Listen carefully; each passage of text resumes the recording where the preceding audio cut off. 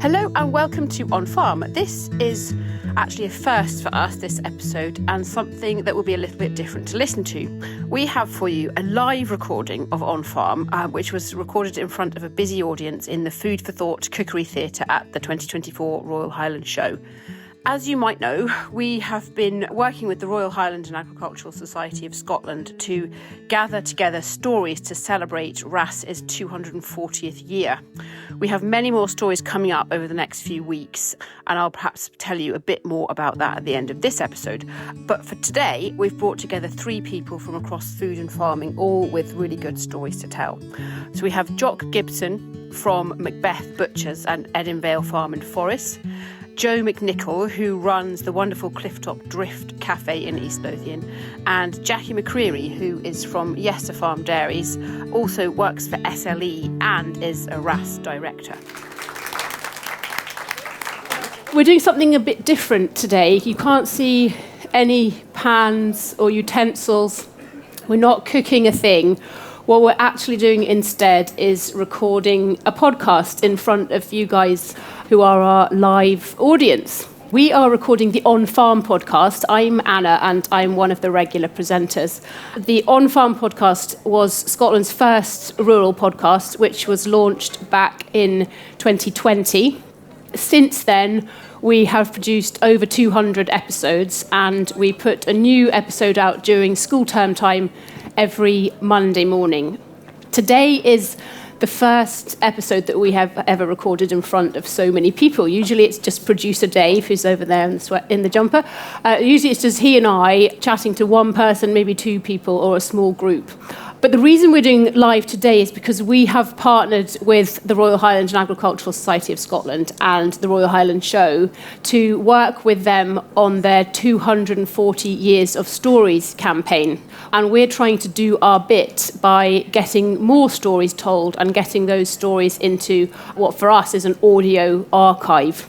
Producer Dave and I have been wandering around the showground trying to gather 50 voices from all sorts of different people, young farmers, exhibitors, older farmers, members of the public, school kids, you name it. We're trying to get 50 voices for people to tell us what it is about the Highland Show that's important to them and why they're here.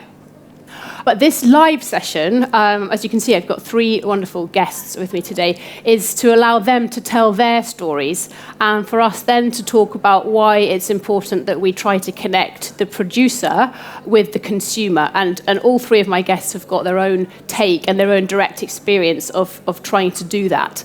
So it's all about championing rural people and their enterprise and their stories and speaking with consumers. So I am joined by the three J's, actually, we worked out outside, Jock, Joe and Jackie, who have all been jostling to work out who goes first to tell their story. And I think there was just a kind of female vote that Jock's going first. So I'm going to hand him the microphone and encourage him to tell his own personal story. That each of our guests will do the same thing, and then we'll have a discussion. And we'd love to get you involved to ask questions or interject or tell us if you agree or if you disagree with what they've said. You might have a shared experience, but also to tell us what it is about the Highland Show that you think is important, and why we should be encouraging many more people to be here to engage with a little bit of rural life here in Edinburgh. So I'll hand Jock the microphone and let him go first, and you can just sit back and relax and listen, hopefully, and enjoy. Good afternoon, everyone, and thank you for coming. My name's Jock Gibson, and I'm a farmer and butcher from a small village called Dallas up in Murray, otherwise known as the Sunshine Coast of Scotland. We are beef and sheep farmers, so we have a small farm up there with predominantly Highland and Shorthorn beef, some Herdwick sheep, and we have a butcher shop in Forest called Macbeth's. The farm was bought by my father and grandparents back in the mid-70s, and Dad stole a couple of Highland cows from his parents who were mowing the lawn for them, and built up a pedigree Highland herd. What he discovered was that then and now, a Highland beast is not worth very much on the commercial market. So for all the pedigree cattle, he was selling good pedigree bulls and heifers. There was sturks and other heifers that weren't going to make breeding grade, that didn't necessarily have the value that he thought they were worth. So he bought a butcher shop in the mid-80s, as you do, to try and add value to what he was doing. That started off as a high street butcher. It slowly developed into more retail, into food service, and then in the mid-90s, mail order.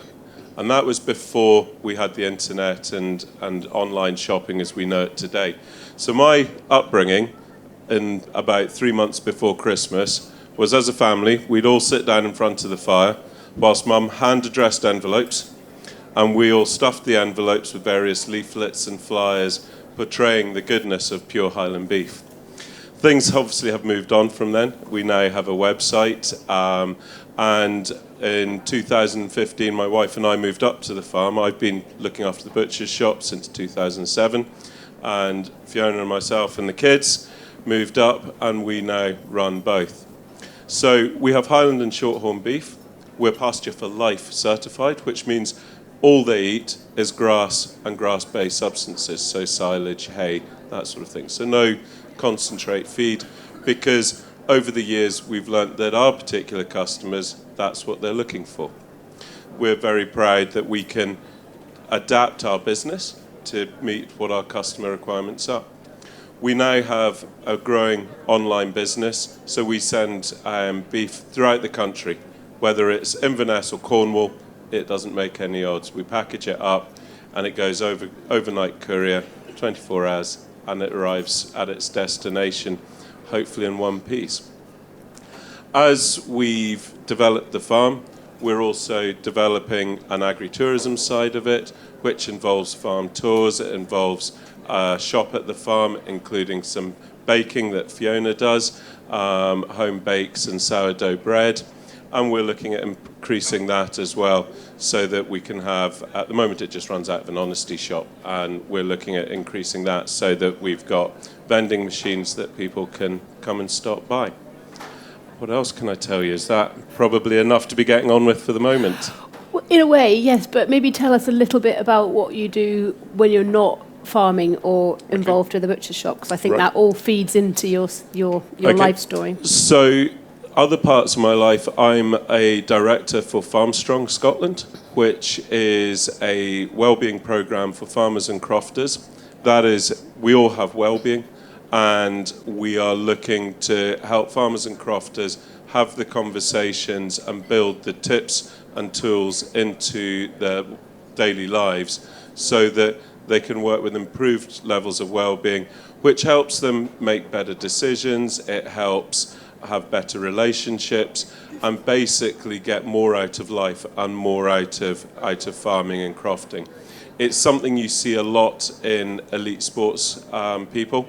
You know, people that are really at the top of their game generally have good levels of well-being and work on that actively.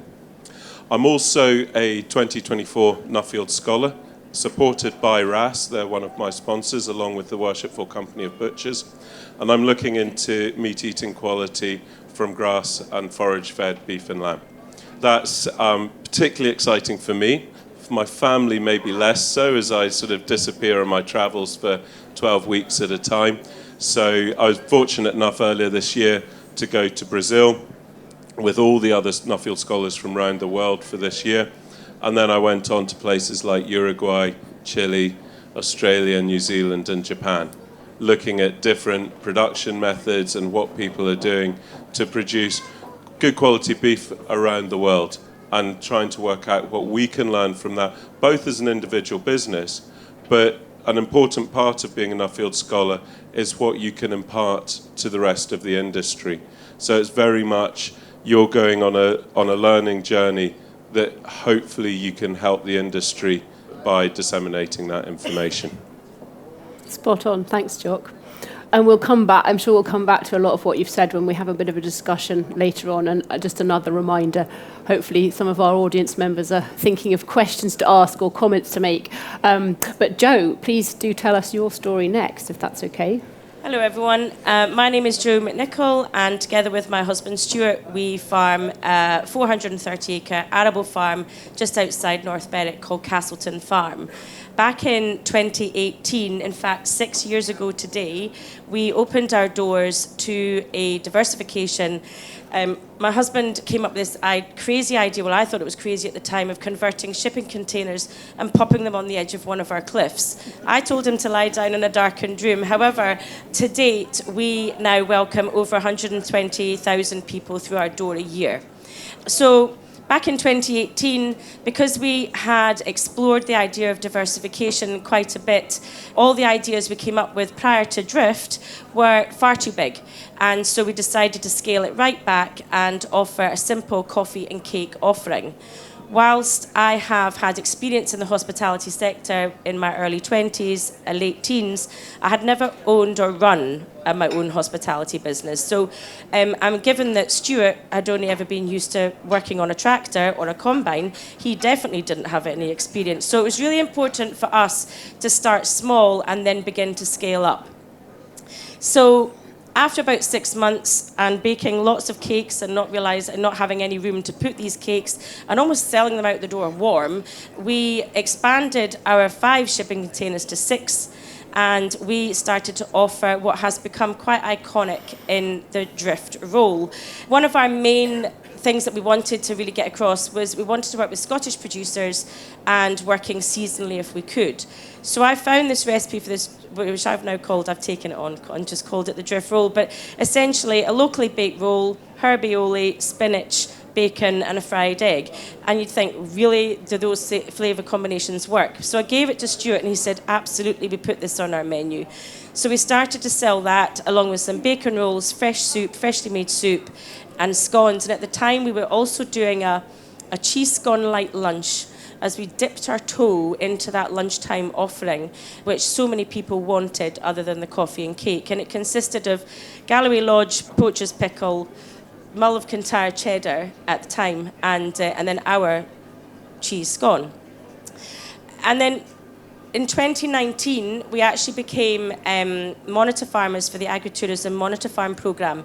And this whole programme for us, although it ran right into COVID, really took our business from being 7 or 8 staff to what it is today, which is 32 staff and our 120,000 visitors a year.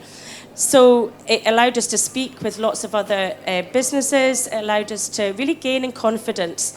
And after a meeting during COVID online with another agritourism farmer, I said, right, that's it, Stuart, we're expanding again. And he said, really? And I said, absolutely. Our customers, I think, when we get out of COVID, they're going to want more.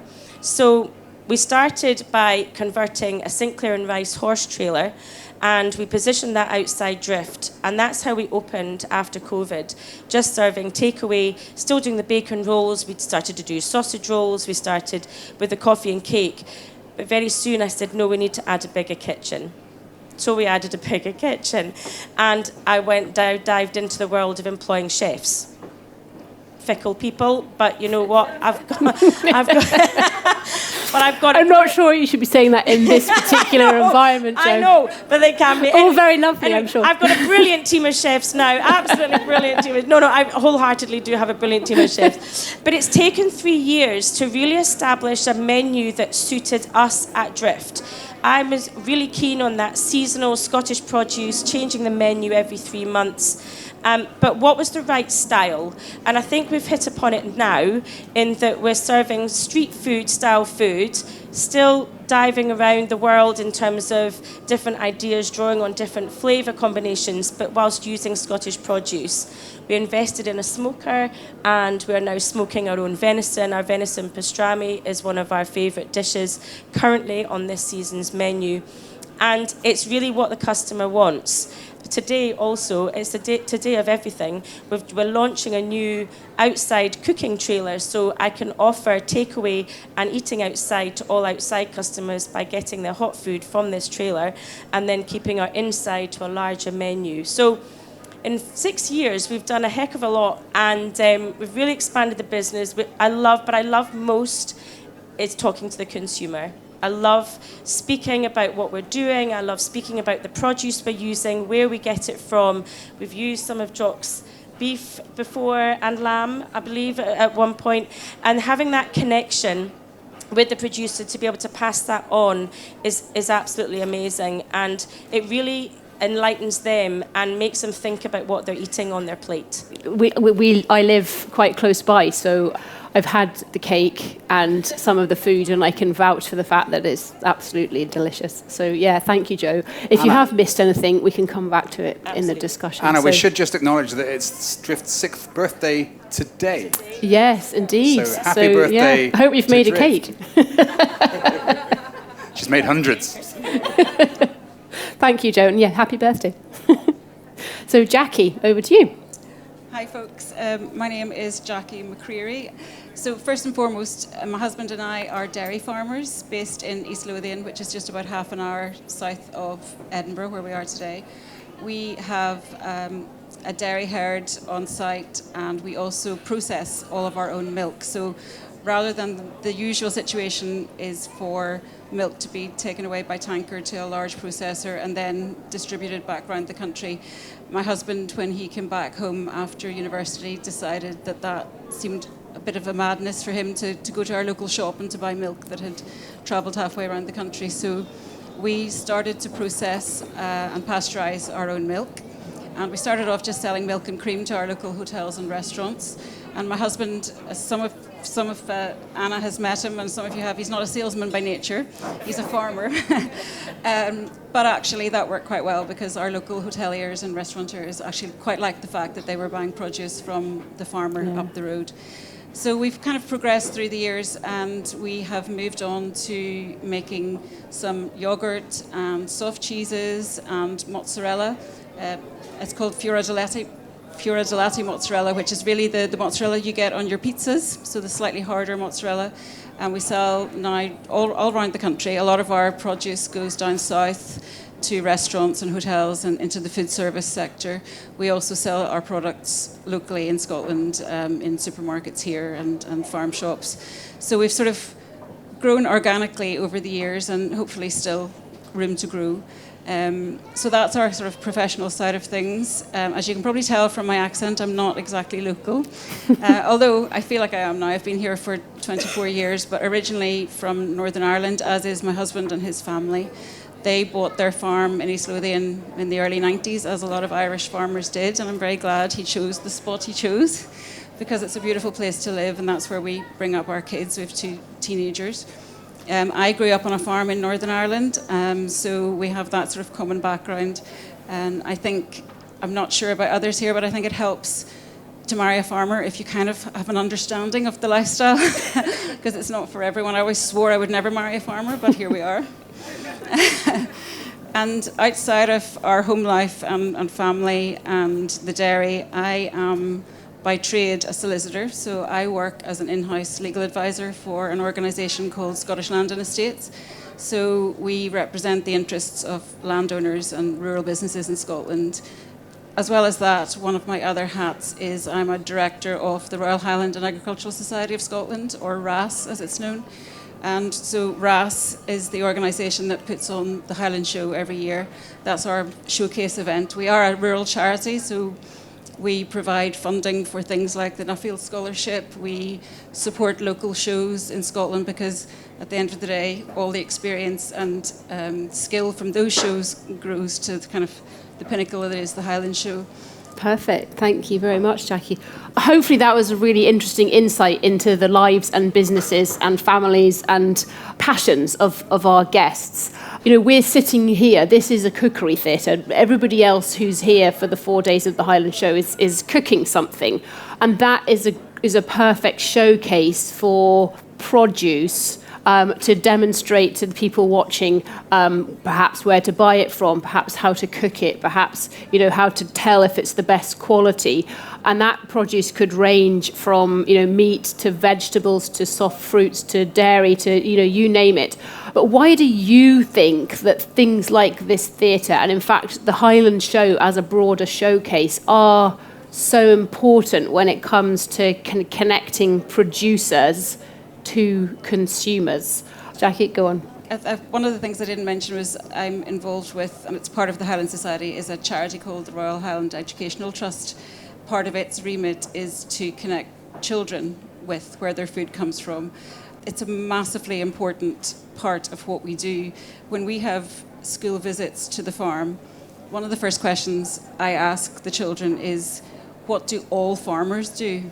And generally they'll say drive tractors, or they'll wear wellies, or things like that. But actually, all farmers make food. And if it wasn't for farmers, they wouldn't have food. And generally the kids think food comes from a supermarket, or it's something that arrives in their cupboard, and they don't really understand where it comes from. So actually, it's really important for the consumer to realise that their food originates on a farm, with all its smells and noises and things that they're not familiar with. And it's really important, I think, that kids get out onto farms and see the people. Because if you come onto our farm, and it's a similar story in farms across the country, lots of the people who work on farms live on the farm. Yeah. It's a community, and it's not just those jobs that are created because of the farm. It's all the downstream jobs that in a country place like ours, it's actually a really important part of the economy for the country. Mm-hmm.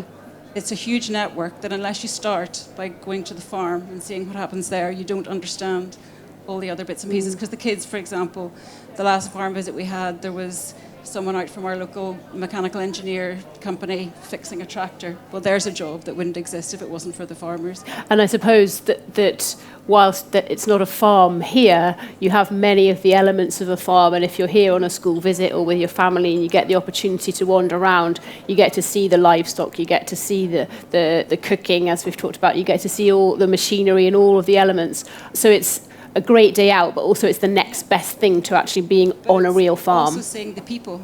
It's the people, yes, and how important it is to them, and how passionate they are about it, and how proud they are of it, and the work that goes into that. So it's not just a pint of milk on a shelf or a steak in a fridge. There's a story behind that. There are people behind that whose lives and livelihoods depend on it. Yeah. Which is exactly what we're all about today, you know, the people behind it and telling those stories. Yeah, Joe, what you add to that? Yeah, I was going to say it's not actually just the children, the adults too. The number of people that I've interacted with, even at Drift, who haven't understood that lamb isn't in season in the spring. You know, that's when they're born. But it's a really important conversation to have, and I think that this show really offers people that, as Anna says, that chance to go and speak with the producers. The food hall is a great place to be able to go and speak to producers and hear about the passion, as you say, that they put into their products. It's actually how we came into contact with a couple of our own suppliers at Drift. But to be able to hear their story allows us to pass that on, and to be able to do that it just freshens up people's minds.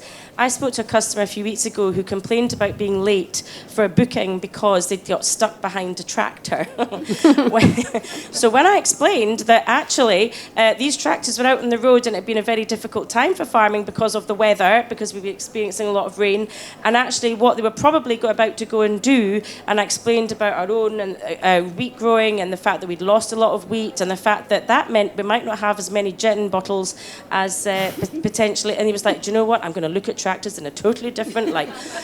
But it was a really, really important conversation to have, and again, this show offers so many thousands of people that opportunity. Mm-hmm. Absolutely. Jock? I agree completely with what's already been said. It's about conversations and about how we as producers, so we don't this year, but traditionally we've had a stand in the food hall. It gave us a brilliant opportunity to speak to a lot of people in quite a short space of time. And you get to have those conversations over a sample of a product and explain the story behind it. Even if somebody goes away not having bought something, they've gone away with a greater appreciation of what you're trying to do. You don't get those opportunities very often, and certainly not to a huge amount of people. A lot of what we face in the industry, we talk about this disconnect between consumers and farmers. Consumers don't understand farmers. I quite often think farmers don't understand consumers, but that's maybe a slightly different thing. So the likes of the Highland Show and regional shows, it enables those conversations so that farmers can understand consumers, consumers can understand farmers. And we can all work together to having a greater understanding of what and why we're doing it. That's a really interesting one, actually, because I think sometimes the farming industry is guilty of complaining that consumers don't hear their story or listen to their messages. But we do have to remember that sometimes you've got to flip it the other way. And yes, the three of you interact with consumers through the types of businesses that you run, but perhaps those farmers who run a business that doesn't have that absolute connection to consumers just need to take a step back and think, well, I need to put myself in their shoes. What do they want and why do they want it, and how can I work towards providing that and understanding their motivations? And it's interesting as well, because I've been very fortunate to do a lot of travelling recently, and there is a very clear mindset difference between those that are producing and selling to a consumer, to a customer, and those that are selling into a general marketplace or a major retailer.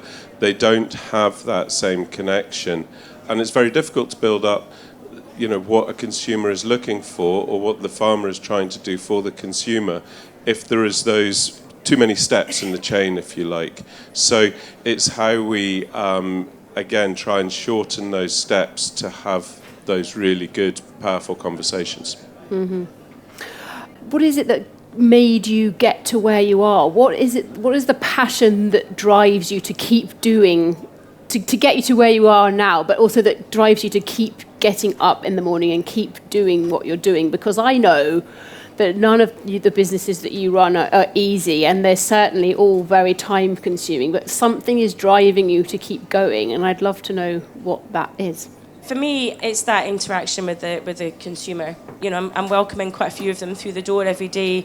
I love to be able to pass on knowledge. I talk about our farm all the time. I talk about what we're doing all the time. And one of our main goals over the next couple of years is to get more of our own farm produce into Drift so that people can really see where it's coming from firsthand. A lot of people, when they come to Drift, don't understand that they're coming to a working farm. So just simply to be able to pass that on is brilliant in itself. And then it opens up the gates and the doors for further conversation, which they become really engaged with. And for many of them, it's a reason to come back. It's not just about coming back for the food, but it's about coming back to learn more. And we're developing our story and our experiences more and more and more. So eventually, like Jock, looking to open up for farm tours and being able to see our newly planted orchard of fruit trees. And then potentially, aspirations are for a juicing plant and cidery, so that we can engage with the customer firsthand. They can see the juice being made, the cider being made, they can taste it, and I think it just brings it to life a little bit more. And I think that's what drives me, is bringing it to life for the consumer. In our case at Yester Farm Dairies, I think our initial driver has changed what drives us now. Initially, our motivation was financial stability, because the dairy industry has historically been very volatile. So either prices are high or they drop very low, and you're kind of in a cycle and you're beholden to whoever happens to be buying your milk. So we wanted to have a bit of control over our own destiny, I guess, and bad or good, it was up to us to make it that way. Yeah. And we didn't necessarily want to be beholden to the vagaries of the dairy industry. So that was initially our driver. I think we went into it quite naively. We had very steep learning curves. A bit like me, the idea that I should make a podcast. Well, exactly. And also, my husband's philosophy is say yes and work out how to do it later. So that was me with my lawyer brain. I'm wildly in the background trying to work out how to do things and getting all the detail. Well, he's agreeing to do X, Y, and Z and take on new customers and develop new products. But anyway, here we are. So I think that kind of financial stability for ourselves and our family was what started us. We have about 20 employees at the moment. Some of them live on the farm, and so we are kind of responsible for them and for their families, and in turn, I feel that as a responsibility on our shoulders now to make that, to have that to continue and to keep them going. And I think also there is just there's a drive to just get better at what you do, because we started from such a low level of knowledge. I have to say, there was a lot of scope to grow and to improve, and I think that desire to get better and to do things better and to improve what we do and expand what we do is what keeps us going. Yeah. Jock, last but not least. So yeah, my drivers have definitely changed. Before I came back to the butchery, I was an engineer, and I was a crap one. And so I needed a new career, and the driver was not to have to go back to the old one. But it has changed. There is a huge privilege and satisfaction in taking a product through, crudely, from conception to consumption. We are breeding our cattle, we have calves on the ground, we are taking them through the process over a couple of years and taking them through to our butcher's shop. We're dry aging them, we're taking care of the beef there. And there is a massive amount of satisfaction, and it is a genuine privilege to be able to do that, because not many people do. And not many people get to tell the story of how that all happens. And so that is now the driver, is that we want to carry on being able to do what we do because we enjoy it. We think we are doing a good job. And most of our customers tell us that we are, which is nice. But we want to be able to do that and make it more available to more people. We don't want to be massively huge and forget where we've come from or forget our principles. But we do want to make the most of what we've got and what we can do. Brilliant, thank you. I'm told that we've got under 10 minutes left now, so I would love for somebody to put their hand up so that Dave can make himself useful for a change, and I'll get you to ask questions. So, yeah, down there, thank you very much. Hello, I'm Lucy Laidlaw. Jock, you talked about Farm Strong and well-being. Actually, you've all just talked about how incredibly busy you are and how you've built these businesses. So I was interested to know what you guys do for your own well-being to make sure that you're performing professionally, but also for your families and for your life. Good question. Before we answer that, do we want anybody else with questions that we can just sort of line up? Is there one more over here? Do you feel you have an advantage in terms of producing a nature-positive product by having processing on farm over some of the larger supply chains that we see, and what could larger supply chains maybe learn from you? Oh, sorry. Justin Ord, South of Scotland Enterprise.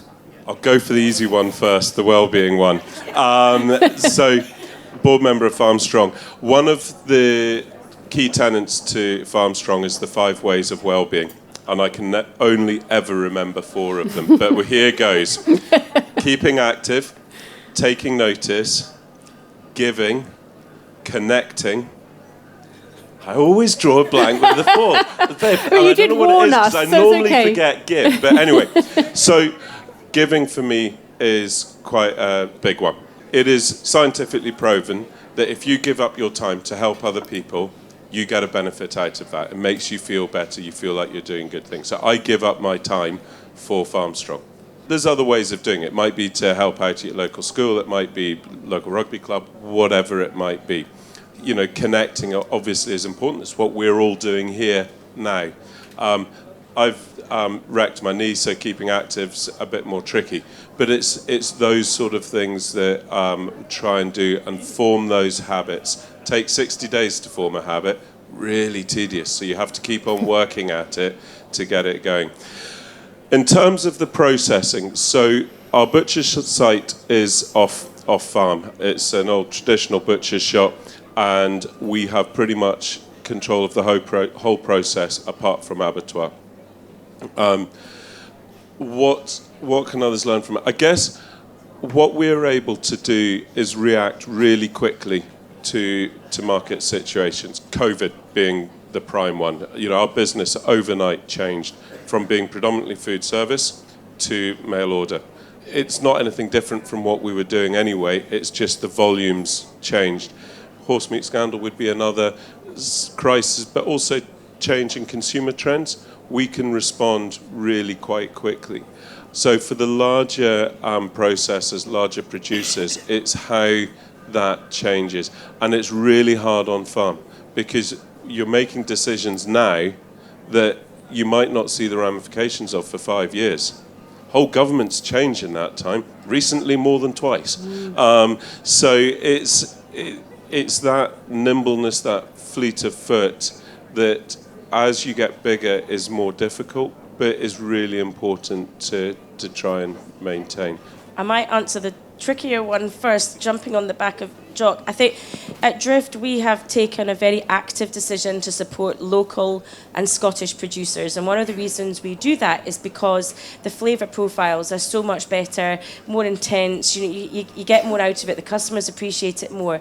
Larger producers, you're losing a little bit of that. That's why we deliberately go for slightly smaller scale producers, because you still get that intensity and flavour.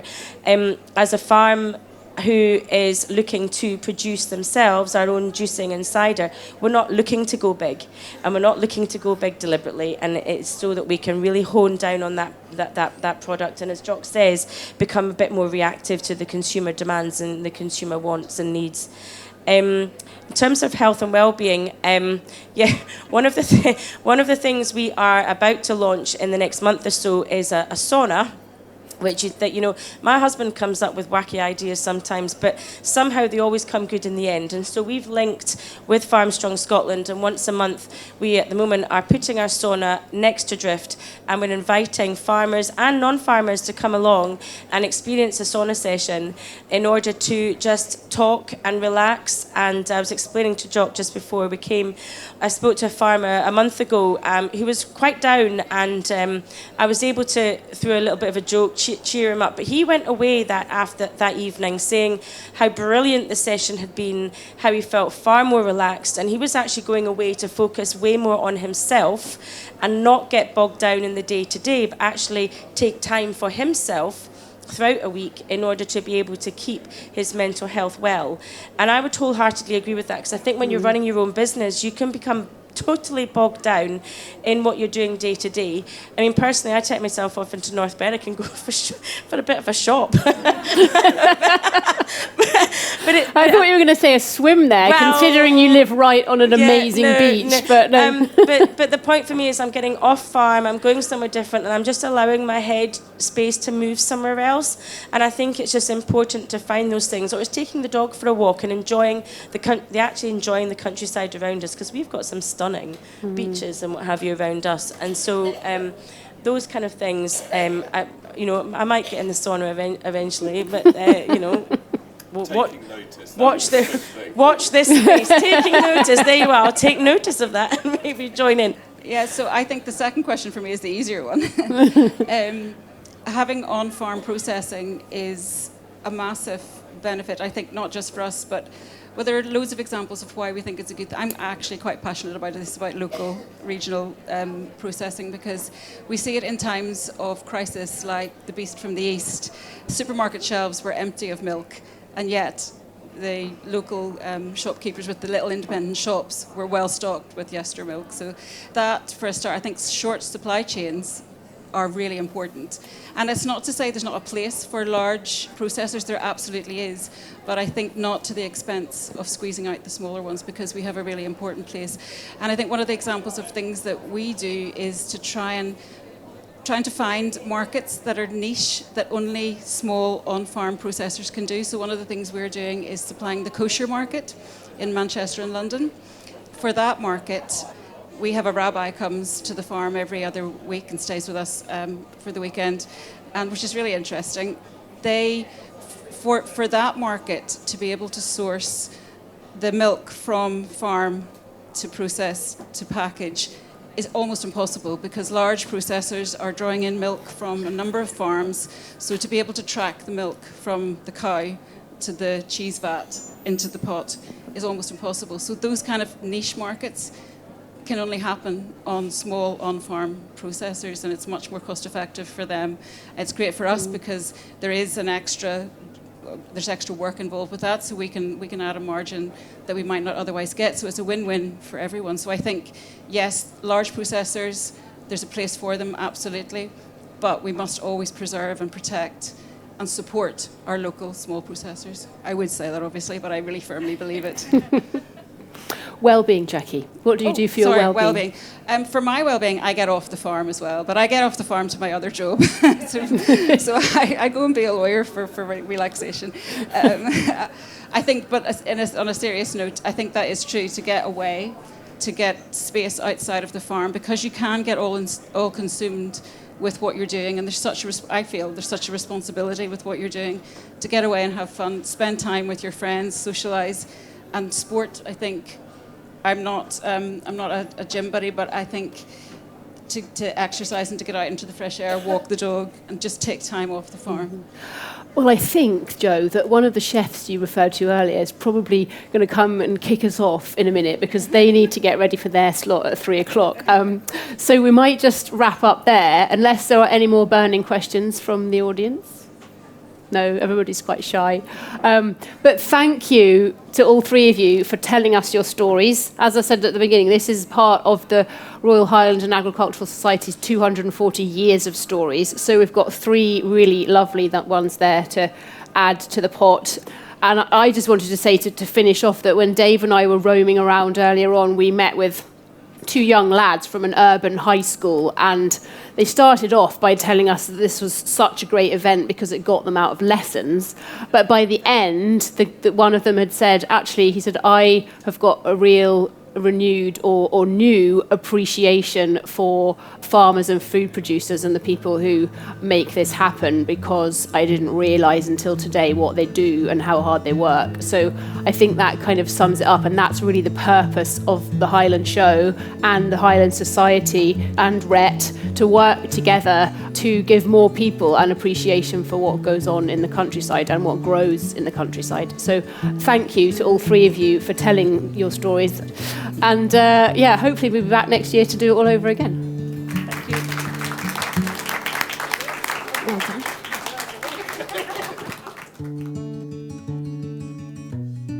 Huge thanks to Jackie, Jock and Jo, all the J's, for that episode. And links to all of their businesses will be in the show notes for this episode.